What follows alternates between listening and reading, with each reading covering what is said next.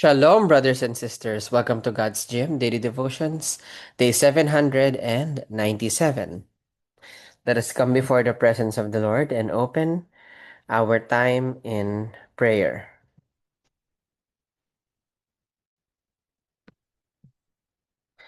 Heavenly Father, we thank you for the gift of your word, which guides our steps and strengthens our hearts. As we gather today, we ask that you open our minds to understand the depth of your promises.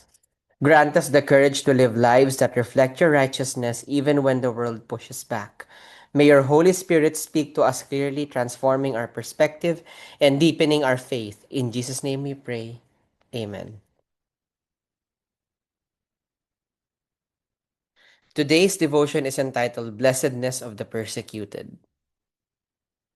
And today's passage can be found in the book of Matthew, chapter 5, verse 10, which reads, Blessed are they which are persecuted for righteousness' sake, for theirs is the kingdom of heaven. The Beatitudes often change our human intuition. We naturally seek comfort, approval, and ease, but Jesus flips this expectation on its head. When he speaks of those who are persecuted for righteousness' sake, he isn't praising suffering for the sake of suffering.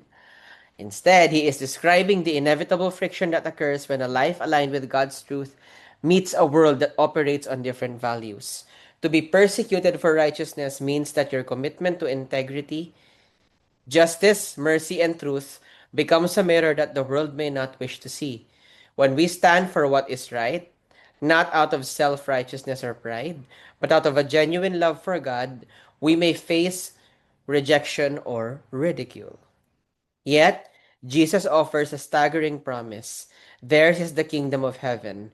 He invites us to look past the temporal discomfort of the moment and fix our eyes on an eternal reality. We are not defined by how the world treats us, but by whom we belong to. We are citizens of a kingdom that values character over convenience. And that promise is our ultimate security.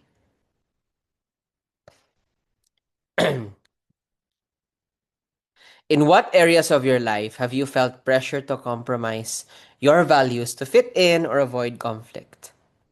How can you distinguish between being persecuted for your faith and facing consequences for your own pride or lack of tact? What does it look like to live for the kingdom of heaven in your daily interactions with colleagues, friends, or family? You're highly encouraged, of course, to take your time, read through the questions, and once you're done, we invite you to come to the comment section down below and share with us your prayer requests, prayer praise items, anything at all that the Lord Jesus prompts you to share with us. This allows us to pray for you more intentionally. And with that, let us close our time.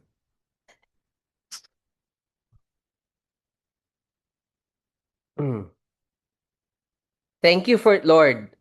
Thank you for the assurance that you are with us in every season, especially when we feel misunderstood or opposed. Help us to hold fast to your truth with gentleness and respect. May our lives be a testament to your grace, and may we always find our identity and our reward in your glorious kingdom. Lead us through this week with boldness and peace. Amen. That will be all. God bless and keep you. Shalom, shalom, brothers and sisters. Shalom, shalom.